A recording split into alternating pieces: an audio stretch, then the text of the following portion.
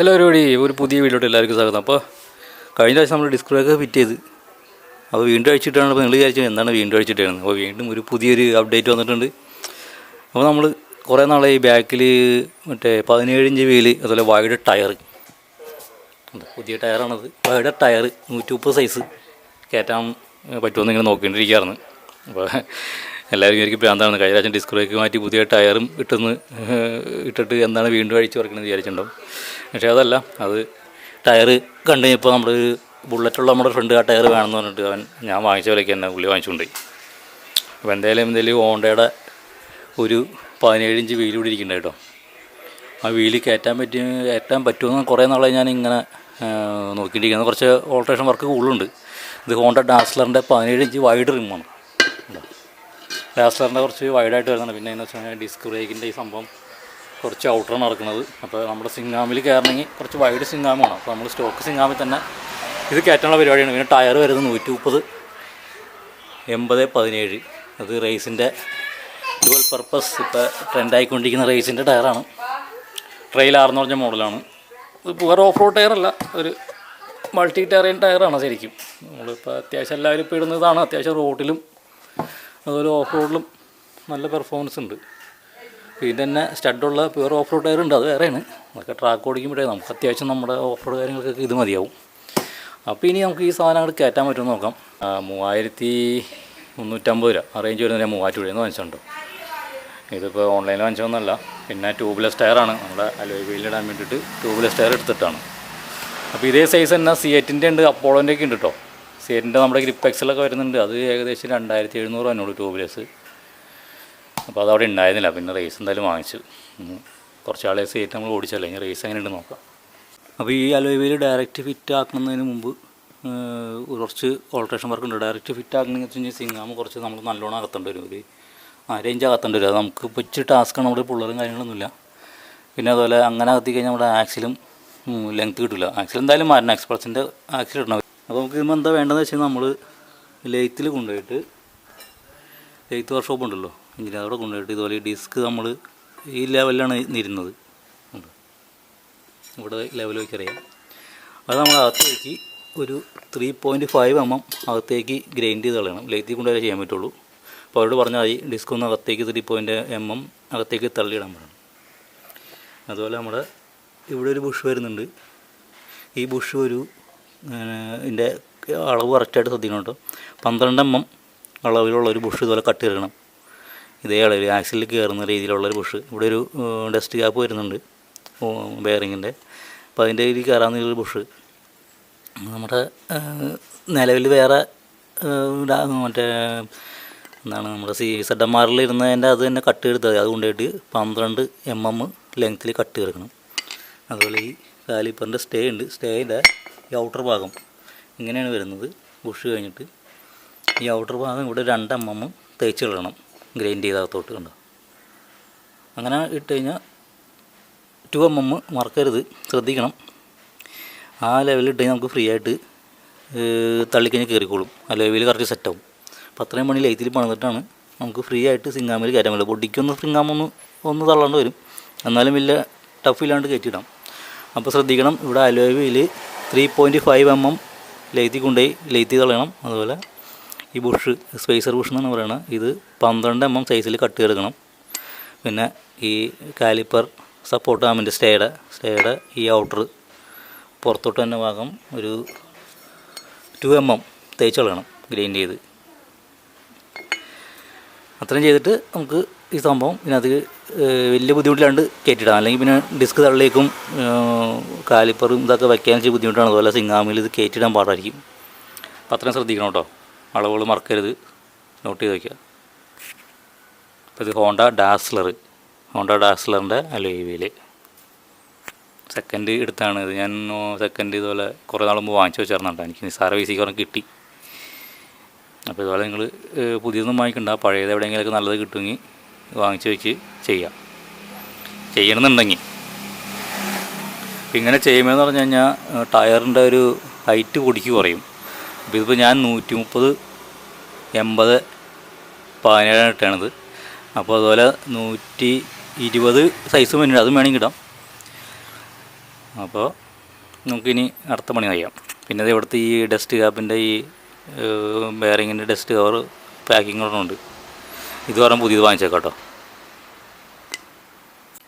അതിൽ ഈ റിമ്മ് വീതിയുള്ളതാണ്. നമ്മുടെ സെഡന്മാറിനേക്കാളും കുറച്ചുകൂടി വീതിയുണ്ട്. അപ്പോൾ ടയർ നല്ല സെറ്റായിട്ടിരുന്നുള്ളൂ. ഇത്രയും വീതി വേണം ശരിക്കും, വീതിയുള്ള ടയർ കിട്ടുമ്പോൾ. അപ്പോൾ ഇതാണ് റേസിൻ്റെ ടയർ വരുന്നത്. കണ്ടോ, 130, 80, 17 ടയർ അവിടെ ഇവിടെ ഒരയാണ്ട് കറക്റ്റ് സെറ്റപ്പായിട്ട് നമ്മൾ ചെയ്യണമല്ലോ. അപ്പോൾ എന്തായാലും ഇനി അടുത്ത പണി നോക്കാം. ആദ്യം നമുക്ക് റിമ്മേൽ നമ്മുടെ കൊച്ചിറക്കനുണ്ട്, റിമ്മേൽ ടയർ കൊണ്ടിടണം. അത് നമ്മൾ ചെയ്തിട്ട് വരാം. പണിയാണോ? പണി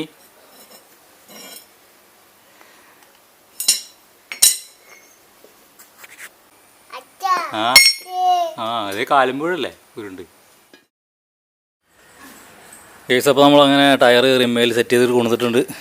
അപ്പോൾ ഇതാണ് ടയറിൻ്റെ ഗ്രിപ്പ് കേട്ടോ. നമ്മുടെ എക്സ്പൾസിന് റൈഡർമാരെല്ലാം ഇടുന്ന റേസിൻ്റെ ട്രെയിലാണെന്ന് പറഞ്ഞാൽ ഡുവൽ പർപ്പസ് ടയറാണ്. നേരത്തെ പറഞ്ഞില്ല. പിന്നെ നമ്മൾ ഇവിടെ ഒരു സീല് വരുന്നുണ്ട്, ഓയിൽ സീല്, ഡസ്റ്റ് ക്യാപ്പ് എന്നൊക്കെ പറയാം. ഇത് ഇടയ്ക്ക് മാറ്റം നല്ലതായിരിക്കും, ബെയറിങ് കംപ്ലൈൻ്റ് ആവില്ല. ഇച്ചിരി ഗ്രീസൊക്കെ ഇട്ടിട്ട് തള്ളി കയറ്റി വെച്ചാൽ, എന്നിട്ട് നമ്മൾ ഡിസ്ക് ഫിറ്റ് ചെയ്യണം. എന്നിട്ട് നമുക്ക് ടയറിന് കയറ്റിയിടാം. റേസിൻ്റെ ടയർ വളരെ സോഫ്റ്റാണ് കേട്ടോ. ഇതിപ്പോൾ നമ്മുടെ CIT ഗ്രിപ്പ് അല്ലെങ്കിൽ വേറെ ടയറിൻ്റെ പോലെ ഹാർഡല്ല, സോഫ്റ്റ് ആയതുകൊണ്ട് ആണ് ഇത് ഓഫ് റോഡൊക്കെ നല്ല പെർഫോമൻസ് കിട്ടുമെന്ന് എല്ലാവരും പറയുന്നത്. പിന്നെ അത് ട്യൂബ്ലെസ് ആകുമ്പോൾ കുറച്ച് ട്യൂബ് ടൈപ്പിനേക്കാളും കുറച്ചുകൂടി ഹാർഡ്നെസ് ഉണ്ടാകാൻ സാധ്യതയുണ്ട്.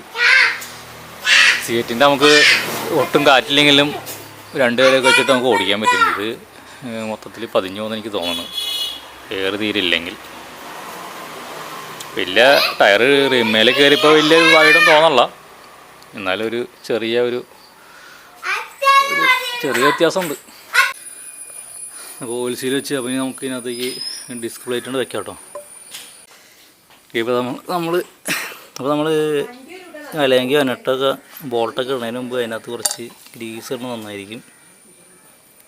എന്തെങ്കിലും അഴിക്കുമ്പോൾ ഇച്ചിരി ബുദ്ധിമുട്ടൊന്നുമില്ല, ഫ്രീ ആയിട്ട് നട്ട കഴിഞ്ഞു വന്നോളൂ. അപ്പോൾ ഇതിൻ്റെ ഈ ലെയ്ത്ത് വർക്കിൽ ചെയ്യേണ്ട അളവൊക്കെ ആരും മറന്നു പോകരുത്. അലോയ് 3.5 mm അകത്തോട്ട് ഗ്രൈൻഡ് ചെയ്ത് കളയുക. അതുപോലെ സ്പേസർ ബുഷ് 12 mm, അതുപോലെ നമ്മുടെ കാലിപ്പർ സ്റ്റേ ഒരു 2 mm ഔട്ടർ ഭാഗം തേച്ച് കളയുക. ഇത് നമുക്ക് അല്ലെങ്കിൽ ഇട്ടിട്ട് കീ ഇട്ടിട്ട് എല്ലാം ടൈറ്റ് ചെയ്ത് സ്ട്രോങ് ആക്കാം.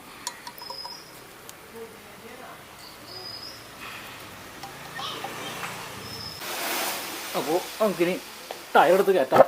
ടയർ കയറുമെന്ന് അറിയില്ല, നമുക്ക് നോക്കാം. ടയറൊക്കെ തട്ടി ജാമാവോ.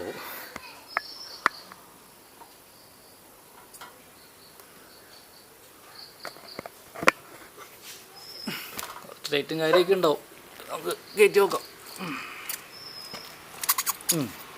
സൈഡ് കയറി. ഇവിടെ ഡിസ്കിൻ്റെ സൈഡ് എന്താവും അറിയില്ല. സൈഡും കയറിയിട്ടുണ്ട്.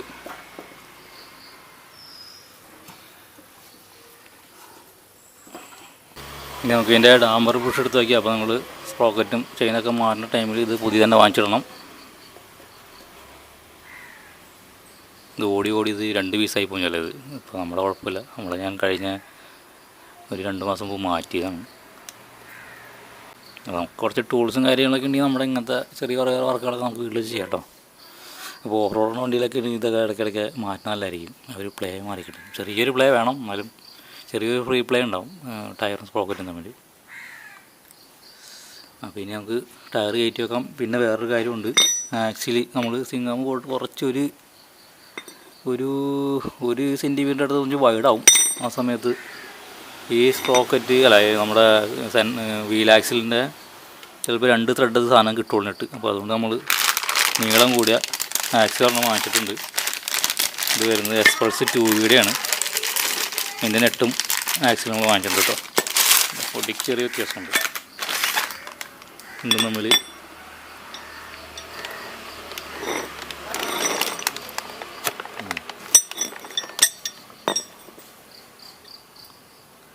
ഇത്രയും വ്യത്യാസമുണ്ട്. അതുകൊണ്ട് ഫുൾ ലെങ്ത്തിൽ നമുക്ക് നെട്ട് കയറ്റിടാൻ പറ്റും.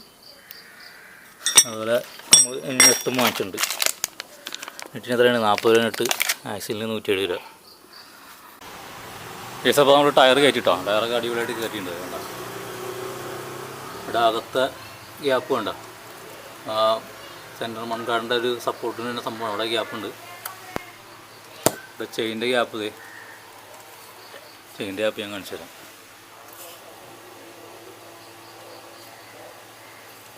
ചെയിനും ടയറും തമ്മിലുള്ള ഗ്യാപ്പാണ് കാണുന്നത്. അതൊക്കെ അടിപൊളിയാണ്. അപ്പോൾ സംഭവം സ്യൂട്ട് കറക്റ്റാണ്, സെറ്റാണ്. ഇനി നമുക്ക് കാലിപ്പറും അതുപോലെ ബ്രേക്കിൻ്റെ ബാക്കി സംഭവം കൂടി ഫിറ്റ് ചെയ്ത് കഴിഞ്ഞാൽ സംഭവം ഉഷാറായിട്ടുണ്ട്. പിന്നെ നമ്മൾ ഓടിച്ച് നോക്കണം എങ്ങനെയുണ്ടെന്ന് അറിയണമെങ്കിൽ. അപ്പോൾ റൈഡ് വീഡിയോ ഒക്കെ ഇടാം കേട്ടോ. എന്നിട്ടൊരു ഓഫ് റോഡൊക്കെ കയറി നോക്കണം. സംഭവം ലുക്ക് വേറെ ഉണ്ട്, അടിപൊളിയുണ്ട്.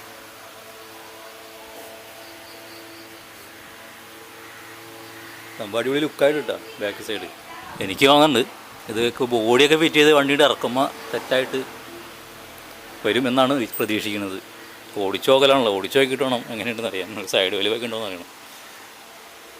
നമ്മൾ ഈ വീഡിയോ എടുക്കുന്നതുകൊണ്ടാണ് ഇങ്ങനെ ലേറ്റായി പോണത്. പിന്നെ അവിടെ ഇവിടെയൊക്കെ പോകേണ്ട വരുമല്ലോ.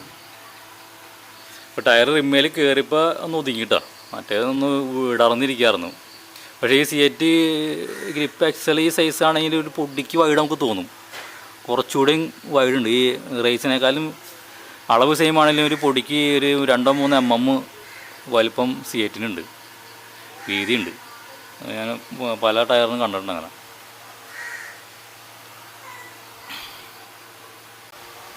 ഇപ്പോൾ ടയറിൻ്റെ റേറ്റ് വരുന്നത് 3300 ഓൺലൈൻ റേറ്റ് എത്രയാണെന്ന് എനിക്കറിയില്ല. ഇപ്പോൾ ഓൺലൈനിൽ കാണുന്നുണ്ട്, റേസിൻ്റെ സൈറ്റിലേക്കുണ്ട്. ട്യൂബ്ലെസ് ടയറാണ്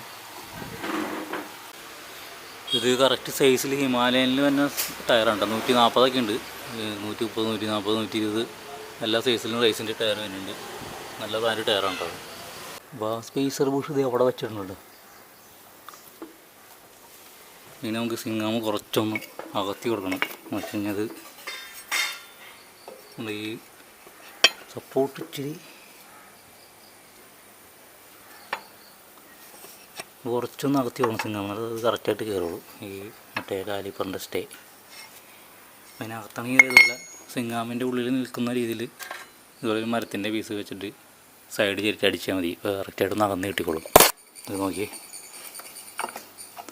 ഈ സിങ്ങാമിൻ്റെ ഉള്ളിലത്തെ അളവ് കൊടുത്തിട്ട് അതിനേക്കാൾ 3-4 mm വലിപ്പം കൂട്ടിയിട്ട്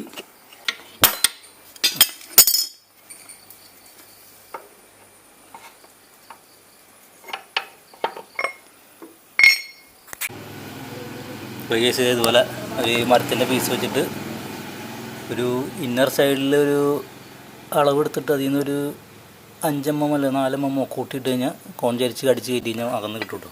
ഇപ്പോൾ കറക്റ്റായിട്ട് അകന്നിട്ടുണ്ട്. നമുക്ക് സ്റ്റേ സപ്പോർട്ടൊന്ന് വെച്ച് കൊടുക്കാൻ വേണം. അധികം ചെറുതായിട്ടൊന്ന് അകത്തി കഴിഞ്ഞാൽ കയറിക്കോളും. ഓക്കെ, നമ്മുടെ കാലിപ്പൻ്റെ സ്റ്റേ അവിടെ കയറിയിട്ടുണ്ട്. അപ്പോൾ ഇത്രയും കുറച്ച് അകലേണേൻ്റെയാണ് ഒരു 1/4 സെൻറ്റിമീറ്റർ വന്നിട്ടുണ്ട്. അപ്പോൾ അതിൻ്റെയാണ് നമുക്ക് എക്സ്പൾസിൻ്റെ ആക്സിഡം ഇടേണ്ട വൻ്റെ കേട്ടോ. അതിപ്പോൾ എക്സ്പൾസിൻ്റെ ആക്സിഡൻ്റ് അല്ലെങ്കിൽ ഇവിടേക്ക് കിട്ടില്ല, ആകെ 2-3 ത്രെഡ് കിട്ടുള്ളൂ. കറക്റ്റായിട്ട് ടൈറ്റ് ചെയ്യാൻ പറ്റില്ല. അപ്പോൾ എനിക്ക് ഇനി നമുക്ക് ഇതിൻ്റെ സപ്പോർട്ടിങ് സ്റ്റേ അവിടേക്ക് പറഞ്ഞുകൊണ്ട് സിങ്ങാമയ്ക്ക് ഒരെണ്ണം വരുന്നുണ്ട്. അപ്പോൾ ഈ ഷോക്ക് അബ്സർ ഇങ്ങനെ ഡുവൽ ഷോക്ക് ഉള്ളതുകൊണ്ടാണ് ഇങ്ങനത്തെ ഒരു സെറ്റപ്പ് വെച്ചേക്കുന്നത് കേട്ടോ. മറ്റേ മോണോ ഷോക്കാണെങ്കിൽ നമുക്ക് ഇവിടെ ഇങ്ങനെ തന്നെ ഈ സിങ്ങാമോ തന്നെ ഡയറക്റ്റ് മൗണ്ട് ചെയ്യുന്ന രീതിയിലാണ്. മറ്റേ ഈ എക്സ്പൾസിൻ്റെ ആയാലും അതുപോലെ മോണോ ഷോക്ക് എല്ലാ വണ്ടിയുടെ അങ്ങനെയാണ് വരുന്നത്. ഇത് നമുക്ക് ഈ ഡുവൽ ഷോക്ക് ഉള്ള കാരണം ഇങ്ങനെ സപ്പോർട്ട് ഇവിടെ ചെയ്തേക്കണം. ഇങ്ങനെ സെറ്റപ്പാണ് ചെയ്യേണ്ടത്. ഇനി എന്തായാലും നമുക്ക് കാലിപ്പറും ബാക്കി സപ്പോർട്ടൊക്കെ ഫിറ്റ് ചെയ്യാം. ഗേസ് അപ്പോൾ നമ്മൾ ടയർ കയറ്റി വെച്ചിട്ടുണ്ട് കേട്ടോ. ടയർ കയറ്റി ഫിറ്റ് ചെയ്ത് ആക്സിലൊക്കെ ടൈറ്റ് ചെയ്ത് കാലിപ്പറിൻ്റെ സ്റ്റേയും ഫിറ്റ് ചെയ്ത് സപ്പോർട്ട് ഫിറ്റ് ചെയ്തിട്ടുണ്ടെങ്കിൽ നമുക്ക് കാലിപ്പർ കൂടെ അവിടെ വെച്ചാൽ മതി. നിങ്ങൾക്ക് അത് ഫിറ്റ് ചെയ്തിട്ട് നോക്കാം. ടയറ് വന്നിപ്പോൾ ഇതാണ് ലുക്ക്, ബാക്കിൽ നിന്നുള്ള ലുക്ക്. സംഭവം ബോഡി ഫിറ്റിങ്സ് എല്ലാം കഴിഞ്ഞ് കഴിയുമ്പോഴേക്കും അടിപൊളിയാവട്ടോ. അങ്ങനെ ഫൈനലി നമ്മൾ എല്ലാ സെറ്റും കഴിഞ്ഞ് ബ്രേക്കും അതുപോലെ വീലും കയറ്റി ഫുൾ സെറ്റ് വർക്ക് കഴിഞ്ഞിട്ടുണ്ട്. നല്ല ഫ്രീ ആയിട്ടാണ് ടയർ. ഇനി നമുക്കത് റൈഡ് ചെയ്ത് നോക്കണം എങ്ങനെയുണ്ടെന്ന്. നമുക്ക് റൈഡ് എക്സ്പീരിയൻസ് വീഡിയോ ഇട്ട് നോക്കാം. ഒരു ചെറിയൊരു ഓഫ് റോഡ് കയറി. അപ്പോൾ എല്ലാം ഓക്കെയാണ്. നമുക്ക് ബ്രേക്ക് ചെയ്ത് നോക്കാം. ഓക്കെ, ബ്രേക്കൊക്കെ സെറ്റ്.